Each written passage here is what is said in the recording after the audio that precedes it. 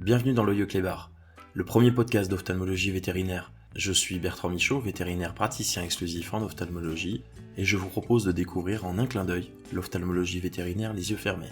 Ce podcast mensuel est réalisé en partenariat avec le laboratoire TVM, une marque du groupe Dome Pharma, engagée depuis plus de 40 ans dans le développement de produits d'ophtalmologie vétérinaire.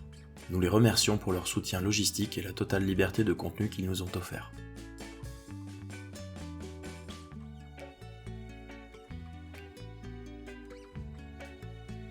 Bonjour à tous, aujourd'hui j'ai le plaisir de rencontrer le docteur Charles Cassagne. Charles, je le connais assez bien, il est vétérinaire ophtalmo à Nice, à la clinique Vet Riviera. Il exerce en clientèle référée exclusive en ophtalmologie depuis plus de 20 ans désormais. Bonjour Charles. Bonjour Bertrand. Alors aujourd'hui, j'ai décidé de te faire parler sur un sujet que tu maîtrises bien, en fait, même très bien, c'est sur les problèmes de sécrétion lacrymale chez l'animal. On a intitulé cet épisode quand on n'a même plus les yeux pour pleurer, parce que des fois on a des animaux qui, comme chez l'homme, peuvent avoir un problème d'œil sec. Avant de commencer, j'aurais aimé savoir, je pose toujours la même question aux intervenants, pourquoi est-ce que toi tu as décidé de faire de l'ophtalmologie en particulier? Alors écoute, c'était, le fruit de plusieurs rencontres en fait. J'ai rencontré des gens qui m'ont fait découvrir cette discipline, quand j'étais étudiant et pour ne pas les citer, Gilles Chaudieu et Alain Régnier, qui m'ont fait découvrir cette discipline et que j'ai trouvée passionnante parce que, c'est une discipline qui mêle à la fois la médecine et la chirurgie et je trouve ça passionnant. Donc ça fait 25 ans que je m'y intéresse et je ne m'en lasse toujours pas. Et donc toi tu t'occupes que des animaux en fait, hein, donc on précise aux auditeurs. Donc les vétérinaires, ophtalmologues ne traitent que les animaux. On est d'accord, Mais tous les animaux, mais ce qui est intéressant aussi dans notre métier, c'est de s'intéresser à plein d'animaux différents. Donc, effectivement, on s'occupe surtout de chiens et de chats, mais, ce qui est sympa aussi, c'est de s'occuper, des yeux des lapins, des yeux des chevaux, des yeux des animaux de rente. Donc, c'est pas tous les jours, mais, c'est sympa de voir des espèces différentes. ouais, donc une grande variété. Et du coup, dans le règne animal, est-ce que les animaux peuvent pleurer en fait par émotion? Nous, on sait qu'on peut pleurer quand on est ému, mais est-ce que les animaux peuvent pleurer eux? Eh ben non, on le croit parfois, certains propriétaires, nous disent, «Mais mon chien pleure, pleure de tristesse», mais non, non, non, en fait, cette, épiphora, puisque c'est le terme scientifique, pour désigner cet écoulement, oculaire, n'est pas d'origine émotionnelle chez l'animal, contrairement à l'homme. Donc, c'est une fausse idée de penser que son chien peut pleurer par émotion. C'est vraiment, quelque chose lié à une pathologie. D'accord. Et du coup, les larmes qui sont produites au niveau de l'œil animal ou même de notre œil, en fait, est-ce que ce sont les mêmes, en fait, entre un homme et un chien et un chat? Alors oui, c'est très proche et la composition, des larmes est, très proche et elle est par contre, on pourrait penser que c'est essentiellement, une sécrétion, exclusivement une sécrétion aqueuse comme de l'eau, mais il n'y a pas que ça en fait. C'est effectivement essentiellement de l'eau, mais il n'y a pas que de l'eau, heureusement, parce que sinon s'il y avait que de l'eau et pas la couche, lipidique qui est en surface, elle s'évapore ces larmes, elles s'évaporeraient très, très vite. Donc, en plus de l'eau, il y a à la fois des lipides qui sont à la surface pour éviter l'évaporation des larmes et puis il y a aussi une couche qu'on dit, mucinique qui est à la partie la plus, profonde des larmes, qui permet l'adhésion à la cornée et donc, la protection correcte de la surface, oculaire. C'est d'ailleurs leur fonction essentielle à ces larmes, c'est de protéger, ce qu'on appelle la surface oculaire, c'est-à-dire la cornée et la conjonctive. Donc la fonction principale donc des larmes, c'est vraiment, de protéger et de mouiller, c'est ça? Est-ce qu'il y a d'autres fonctions que les larmes peuvent composer? Protéger et mouiller, en fait, les larmes, elles ont cette fonction essentielle en permanence et en association avec, ce qu'on appelle le clignement, palpébral, hein, le réflexe de mouvement des paupières, régulier. Mais elles permettent d'évacuer toutes les petites cochonneries qui viendraient au contact de l'œil. Si on n'a pas, ou moins de larmes, eh bien, en permanence, l'œil est agressé par des petits corps étrangers, des poussières qui vont agresser la surface oculaire et donc ces larmes, elles permettent de nettoyer cette surface oculaire en permanence. On parle de torrent lacrymal, c'est une image que j'aime beaucoup, parce que, elle image bien cette fonction. C'est-à-dire que comme un torrent, elle va balayer, emmener toutes les cochonneries, grâce au mouvement des larmes, elles vont être, ces larmes vont être évacuées avec les petits micro-débris et puis vont être, renouvelées très régulièrement. Et quand on a une modification, tu me parlais des différentes compositions des larmes en fait, la partie mucinique, lipidique et la phase aqueuse. Qu'est-ce qui doit alerter le propriétaire en fait, quelle modification de l'aspect, des sécrétions oculaires doit alerter le propriétaire? Alors les 1 signes d'un déficit lacrymal, d'un défaut de sécrétion des larmes ou un défaut de qualité des larmes, ça va être, d'abord une rougeur oculaire souvent, donc des conjonctives qui vont être un petit peu plus rouges que la normale et puis, des sécrétions alors qu'on peut prendre pour des sécrétions, purulentes, mais en fait c'est pas du pus, c'est ce qu'on appelle de la chassis. C'est du mucus en fait. Pourquoi? Parce que quand il y a pas suffisamment de larmes, le réflexe de la, conjonctive, de la surface oculaire, ça va être de sécréter plus de mucus et donc ces sécrétions, mucoïdes, elles vont, être assez importantes et on va voir, le matin, sur son chien l'aspect d'un œil collé, hein, avec ces sécrétions de mucus, à l'angle de l'œil qui peuvent être, assez importantes, hein et ça va être vraiment le 1er signe et puis après dans un 2e temps et ben, on va avoir, donc des conjonctivites importantes et puis, des kératites puisque la cornée n'est plus correctement protégée, donc elle va être, agressée par, des petits corps étrangers, et elle va, développer, une vascularisation là aussi, alors que là normalement la cornée c'est parfaitement, lisse, brillant, transparent et sans vaisseaux et ces vaisseaux ils vont se développer progressivement à la surface de la cornée et puis après dans les phases les plus chroniques, on peut avoir, une pigmentation qui s'installe lorsqu'il y a une inflammation chronique de la cornée. Cette cornée va se pigmenter avec un afflux de mélanocytes et donc une opacité et noirâtre qui va s'installer sur la cornée, en particulier sur les chiens, brachycéphales, hein, avec, qui ont une exophtalmie un peu physiologique, hein, des yeux un peu globuleux, donc des cornées qui vont se pigmenter et ça peut aller même jusqu'à une perte de la vision. Donc du coup, ça peut être grave en fait, hein, sur l'évolution. On peut avoir jusqu'à une perte de la vision, surtout sur des animaux, comme tu dis, prédisposés, comme les bulldogs, les shih tzus, tous ces chiens qui ont les yeux qui ressortent un petit peu de l'orbite en fait, hein.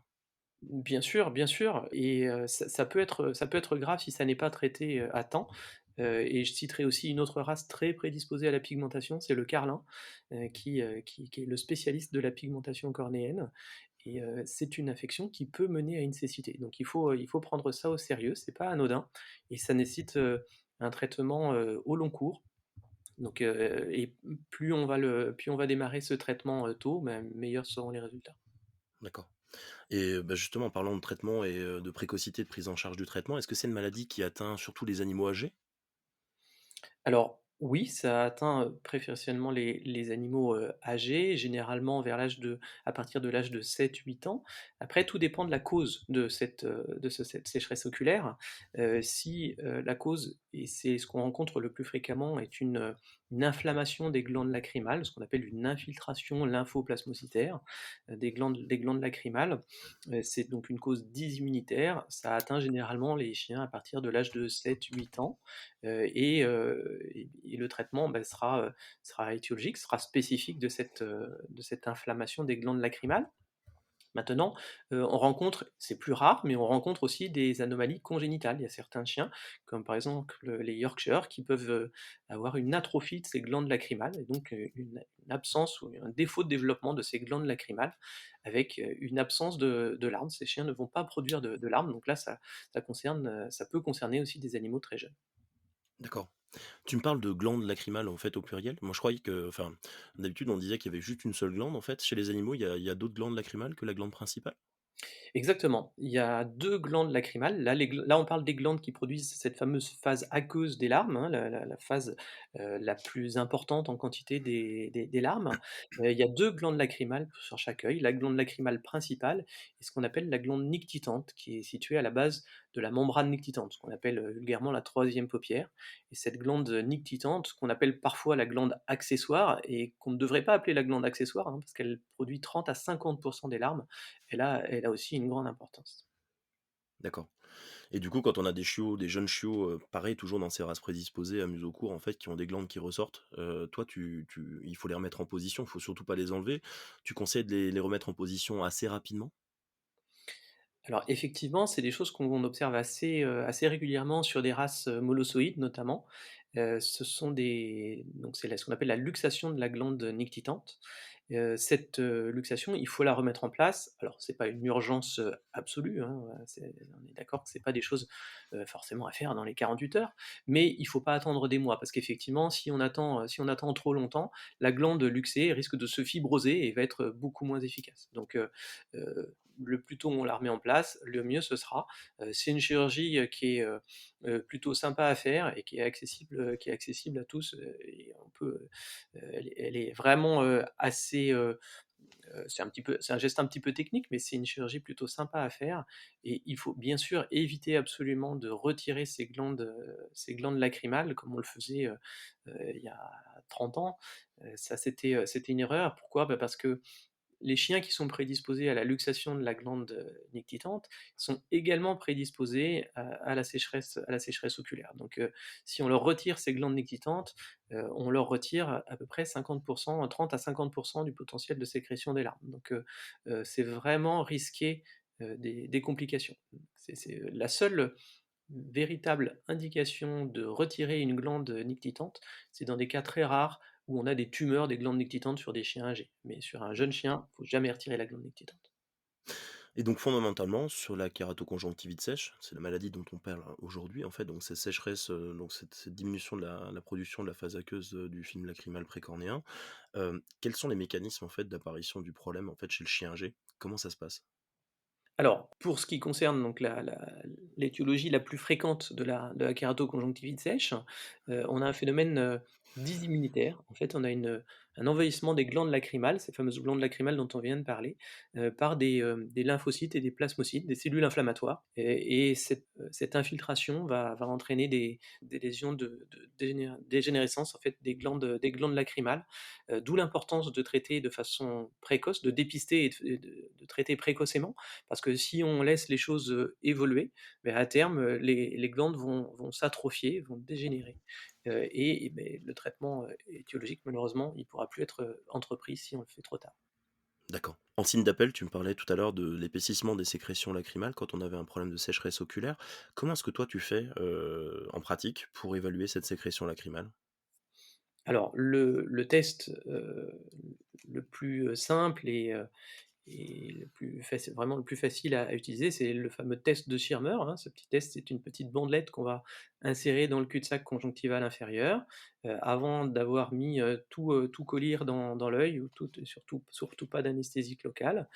On va glisser cette petite bandelette dans le cul-de-sac conjonctival inférieur et puis, ben, on va mesurer, l'imbibition du papier, de ce petit papier buvard par les larmes et vérifier qu'on soit dans les valeurs usuelles. Les valeurs usuelles, c'est, une sécrétion d'à peu près 15 chez le chien, 15 millimètres en 1 minute et si on a une valeur, qui est, inférieure, entre 15 et 10, on aura un doute. Si on est en dessous de 10, c'est diagnostic d'une kératoconjonctivite sèche, d'une sécheresse lacrymale et donc il faudra, à ce moment-là, mettre en place le traitement le plus tôt possible. Est-ce qu'il y a d'autres moyens du coup de l'explorer à part le test de Schirmer, cette sécheresse Alors lacrymale? il y a d'autres moyens, d'explorer la sécrétion lacrymale. Alors il existait une autre technique, qui s'appelle le test au rouge phénol qui était commercialisé il y a quelques années, qui ne l'est malheureusement plus, qui était assez pratique parce que lui, il se faisait sur 15 secondes. Donc c'était assez, pratique, notamment chez le chat, même si la sécheresse lacrymale est plus rare chez le chat. C'est important aussi de vérifier les larmes dans cette espèce parce que mais notamment, ça peut être une conséquence de l'herpès virose, hein, chez le chat. Donc, on n'y pense pas souvent, mais il faut vérifier la sécrétion lacrymale chez le chat aussi. Donc je disais, il y avait ce fameux test au rouge phénol, mais qui malheureusement n'est plus commercialisé aujourd'hui. Après, ce qu'on peut, vérifier également, c'est la qualité des larmes, et pour ça, on a d'autres tests à disposition, notamment ce qu'on appelle le temps de rupture du film lacrymal. C'est ce que les anglo-saxons appellent le break-up time ou le BUT. C'est un test qui va consister à vérifier en combien de temps, en fait, les larmes vont s'évaporer. Donc en pratique, on va mettre une goutte de fluorescine sur la cornée. On ne rince pas comme on le fait pour un test fluorescine classique pour rechercher un ulcère. Donc on met notre goutte de fluorescine, on laisse les paupières ouvertes et on regarde avec un filtre bleu cobalt au bout de combien de temps, on a, des lignes qui apparaissent sur la surface de la cornée. C'est ce qu'on appelle la rupture du film lacrymal et si ce temps de rupture est inférieur à 30-45 secondes, c'est que les larmes s'évaporent trop vite et qu'on a sans doute un problème, cette fois non pas au niveau des glandes, lacrymales, au niveau des glandes lacrymales qui sécrètent la partie aqueuse, mais probablement au niveau des glandes de mébomus qui sécrètent, le fameux, film lipidique, hein, qui permet, d'éviter l'évaporation de ces larmes. Donc ce test de temps de rupture du film lacrymal, il y a un petit coup de main à prendre, mais il est pas si compliqué à faire. Il ne faut pas hésiter à le faire si on a un doute. Ça marche. Donc ce que tu nous dis là, c'est que finalement, on a la sécheresse, lacrymale classique, mais on a aussi des troubles qu'on va dire qualitatifs du film lacrymal, qui font que tes larmes vont pas bien tenir sur l'œil, c'est ça? Exactement. Donc, on a à la fois des anomalies, de quantité de larmes et ça, c'est ce qui concerne des lésions au niveau des glandes lacrymales, soit des anomalies de qualité des larmes. Donc, heu, c'est le plus souvent, des anomalies liées, aux glandes de mébomus, donc qui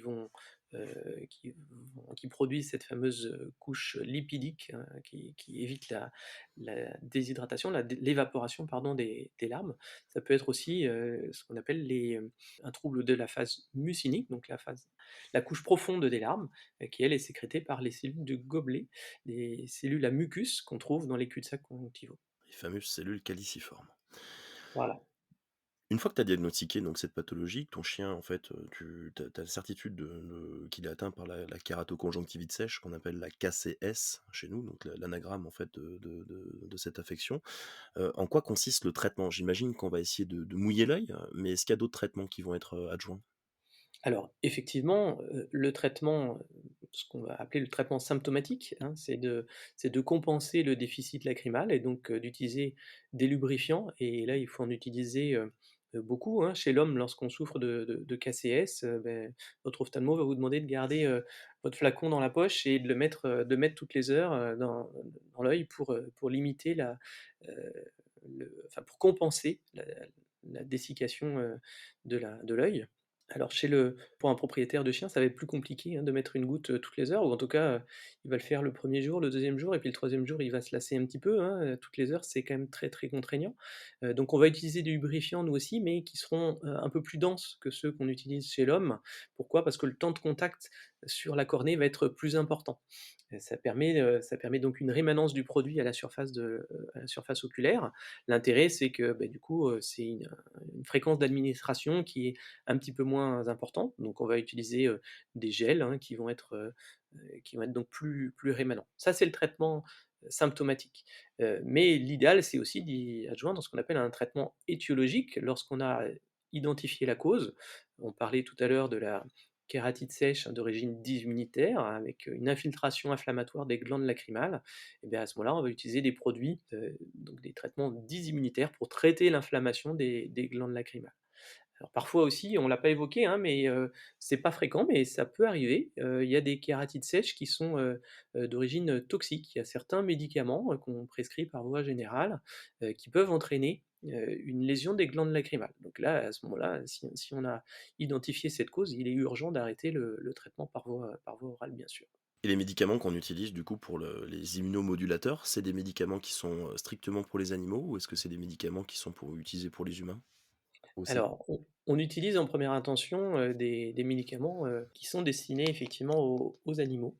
C'est, heu, une molécule qui s'appelle la cyclosporine, qu'on utilise en première intention. Après, ce traitement, qu'on prescrit en première intention, il n'est pas toujours, suffisamment efficace et lorsqu'on a un échec avec ce traitement-là, on peut utiliser cette fois d'autres, immunomodulateurs qu'on va trouver dans la pharmacopée humaine.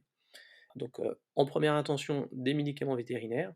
Si ça ne fonctionne pas ou pas suffisamment, on pourra utiliser d'autres médicaments, là, qu'on trouvera dans la médecine humaine, cette fois. Donc ce que tu nous dis, c'est qu'au final, quand on a un animal qui est atteint de KCS, il faut augmenter la sécrétion lacrymale, bien sûr entretenir son œil, le nettoyer et parer à toute infection possible, et utiliser un ou 2 immunomodulateurs, en fait, pour la gestion de ce cas. Est-ce que c'est pas des fois trop lourd, en fait, d'utiliser finalement 2, 3, 4 molécules, en fait, finalement, pour gérer ces problèmes-là?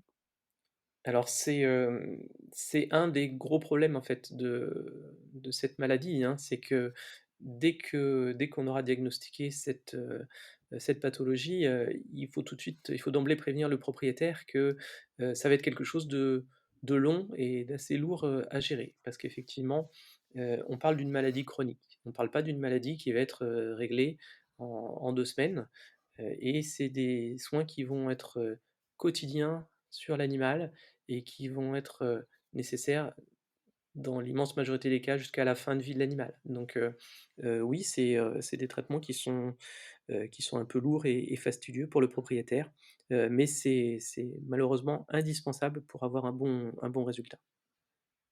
Et sur le suivi, est-ce que c'est quelque chose qui évolue? Est-ce que, en fait, une fois que le traitement est mis en place, est-ce que c'est stable toute la vie de l'animal ou est-ce qu'il y a besoin de recontrôler les animaux?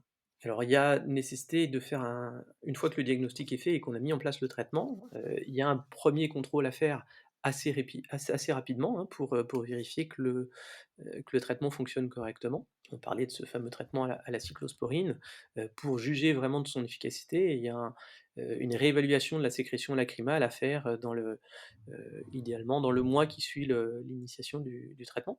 Si ça fonctionne bien, et bah, à ce moment-là, on va espacer bien sûr les contrôles, mais il est, important de revoir ces animaux, régulièrement, tous les 3 à 4 mois idéalement, pour, contrôler la sécrétion lacrymale parce que, bah, les choses peuvent se dégrader.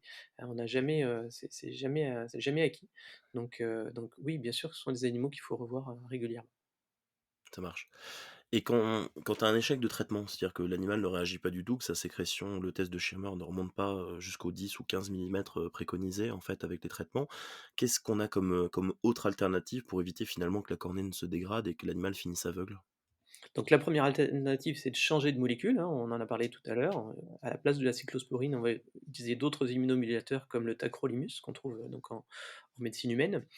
Si malgré ça, ça ne fonctionne toujours pas, eh beh, il y a une solution chirurgicale qui s'appelle la transposition du canal de Sténon. Alors ça, c'est une technique qui était utilisée, il y a longtemps, avant l'apparition de ces immunomodulateurs et qui avaient été un peu, abandonnés quand, ces molécules sont apparues et puis qui ont été un petit peu remis, au goût du jour et qui restent une solution, valable si les traitements médicaux ne sont pas satisfaisants. En quoi ça consiste? En fait, on va chirurgicalement dériver un canal salivaire qui s'appelle le canal de Sténon, hein, qui est en fait le canal d'arrivée de la glande parotide. Donc c'est un conduit qui arrive dans la bouche et on va disséquer et rediriger ce conduit, dans les cul-de-sac conjonctivaux et du coup, on va mouiller l'œil, grâce à de la salive. Alors c'est, astucieux, ça peut donner de beaux résultats. Il peut y avoir quand même quelques complications parce que la salive, c'est malheureusement pas la même composition que les larmes, et beh, on peut avoir, c'est jamais parfait, parce qu'effectivement, on n'a pas une sécrétion qui est permanente comme les larmes. Du coup, c'est des animaux qu'il faut faire, manger plusieurs fois dans la journée pour les faire saliver, en fait. Et puis, comme je disais, la composition de la salive est un peu différente de la composition des larmes. Donc on peut parfois avoir des complications, notamment de calcification de la cornée à cause de la composition parfois trop calcaire de la salive. Donc ça reste une solution, une alternative intéressante dans beaucoup de cas lorsque la thérapeutique médicale est pas satisfaisante, mais attention quand même à quelques complications possibles. Donc là aussi, c'est des animaux qu'il faut surveiller. Ça marche.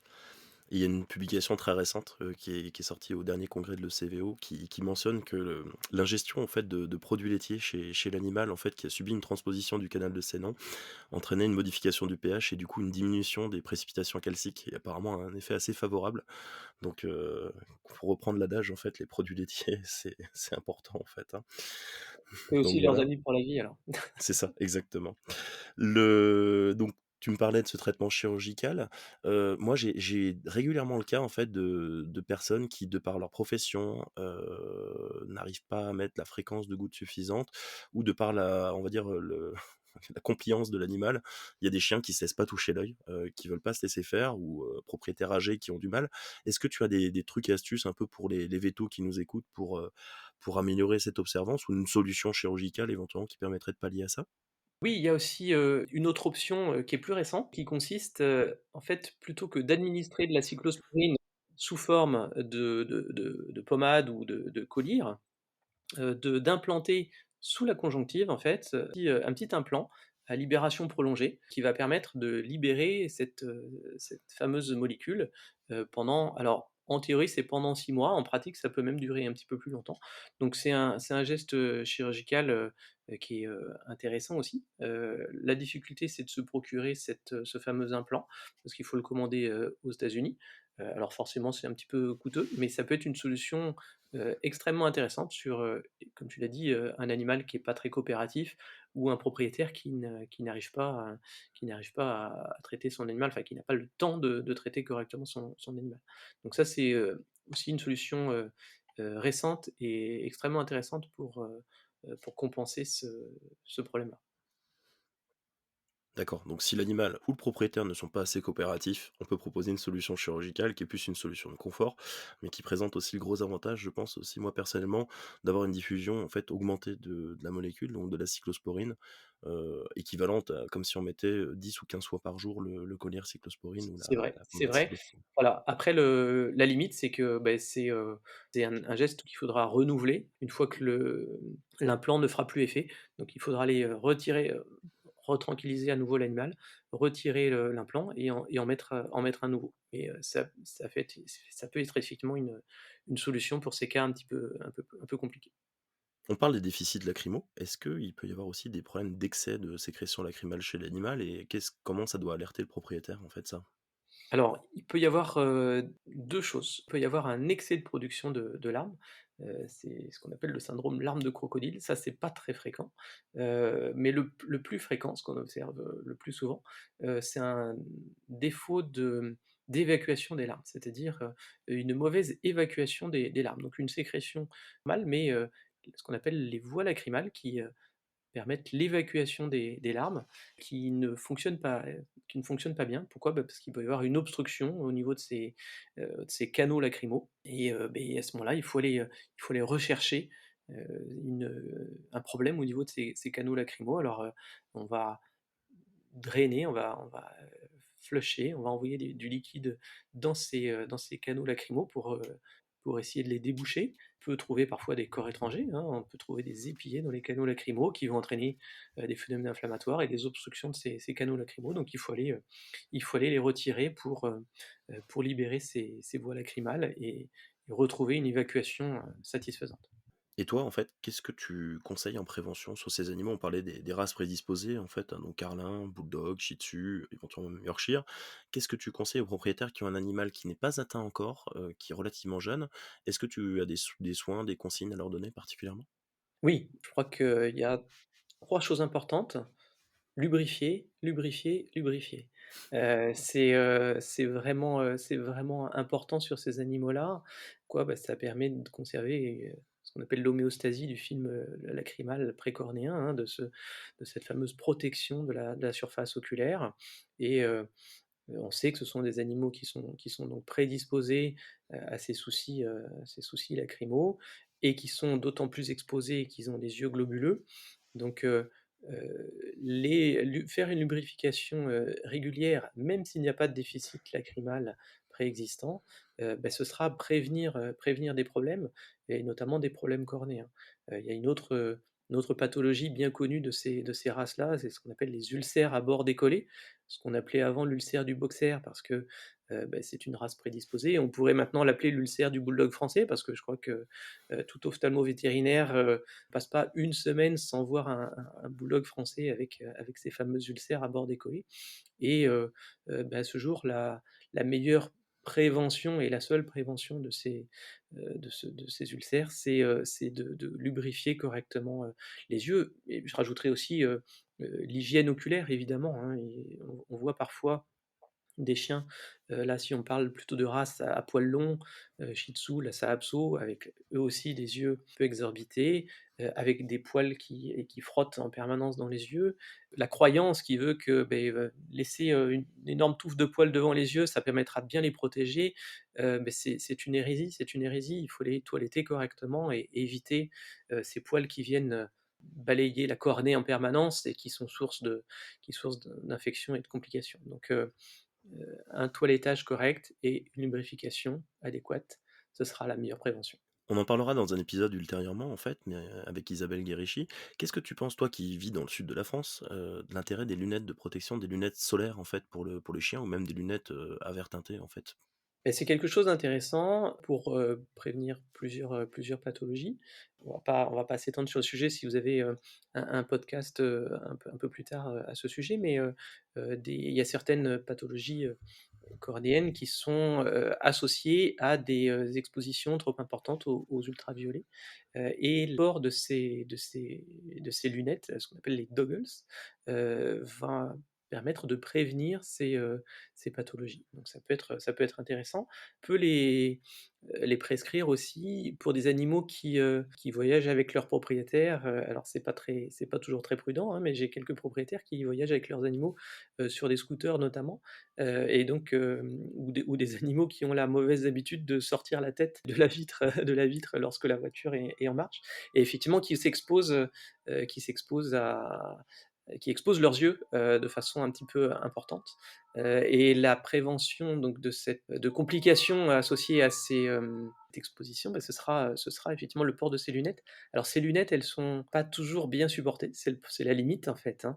Il faut faire des essais. Ça se présente un petit peu comme des lunettes de piscine, mais avec deux parties, pour bien les maintenir sur la face de l'animal. Si l'animal le supporte bien, c'est quelque chose de vraiment intéressant. D'accord. Et une question qui me revient comme ça un peu à la fin. Donc toi, tu n'exerces que en ophtalmologie. Est-ce qu'un propriétaire qui a une suspicion de trouble lacrymal sur son animal, est-ce qu'il doit directement aller voir un vétérinaire qui ne fait que de l'ophtalmologie, ou est-ce qu'il peut s'adresser à son praticien généraliste? Non, bien sûr, il peut déjà consulter en première intention un vétérinaire généraliste parce que, ce fameux test de Schirmer dont on a parlé tout à l'heure et qui est, vraiment un test, facile à faire, tout vétérinaire est à même de le réaliser. Donc, en première intention, bien entendu que, il doit consulter son vétérinaire généraliste. Après, si le généraliste jugera, que ça dépasse ses compétences, à ce moment-là, il pourra référer à un spécialiste. Mais, ce problème d'œil sec, il est, tout à fait, à même d'être géré par un vétérinaire généraliste. Tu nous l'as déjà abordé, cette réponse à la question que je vais te poser là. Si tu avais qu'un seul conseil à donner à un propriétaire d'animal, en fait, prédisposé, ça serait quoi? Observez-le bien, coupez-vous bien de ses yeux, nettoyez régulièrement et puis, si vous avez le moindre doute, vous, consultez votre vétérinaire, qui vous prescrira, une lubrification, cornéenne. Très bien. Je pense qu'on a fait le tour de la question. En tout cas, Charles Cassagne, je tenais à te remercier sincèrement, pour tes compétences, pour, ta science que tu nous as apportée aujourd'hui, et ton approche vraiment intéressante, en fait, sur le sujet. On rappelle à nos auditeurs que vous pouvez retrouver le docteur Charles Cassagne et la clinique vétérinaire Vetrivira. Vous avez d'ailleurs déménagé très récemment, en fait, dans un tout nouveau local à Nice. Donc si vous avez un trouble majeur sur l'œil de votre animal, pas seulement un problème de kératoconjonctivite sèche, n'hésitez pas à le contacter. À bientôt, Charles. Merci Bertrand, bonne journée à toi.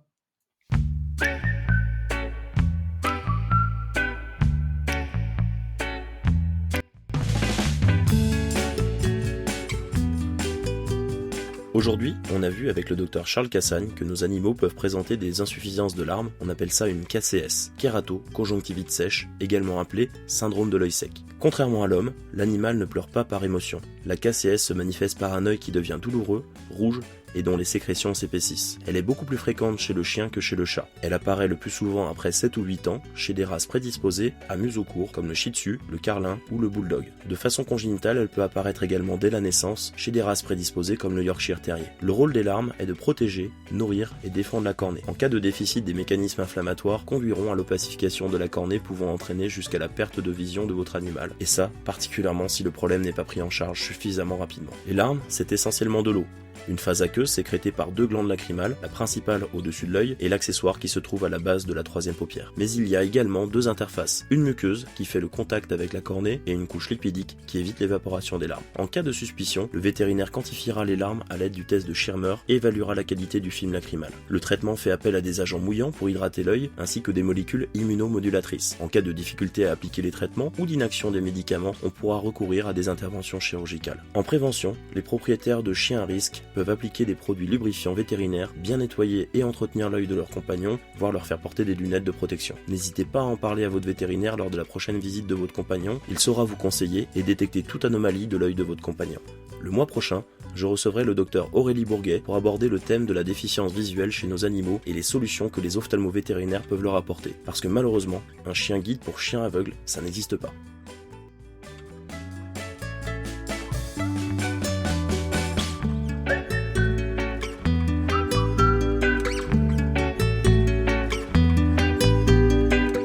Pour être sûr de ne pas rater les prochains épisodes de l'œil au clébard, pensez à vous abonner sur votre plateforme d'écoute et pour aller encore plus loin, rendez-vous sur visionanimal.fr.